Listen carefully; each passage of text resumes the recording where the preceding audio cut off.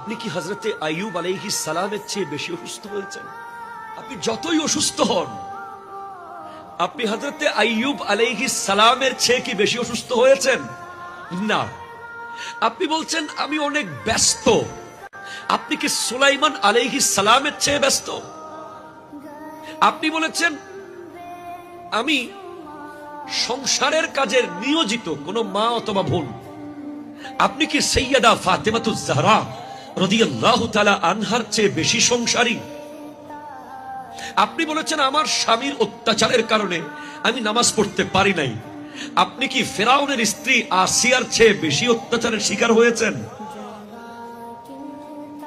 আপনি বলছেন আমি এই অজুহাতে সেই অজুহাতে, সাপের ভয়ে, আগুনের ভয়ে, পানির ভয়ে, এই কারণে ঠান্ডার ভয়ে, রোডের টেনশনে যেতে পারি নাই।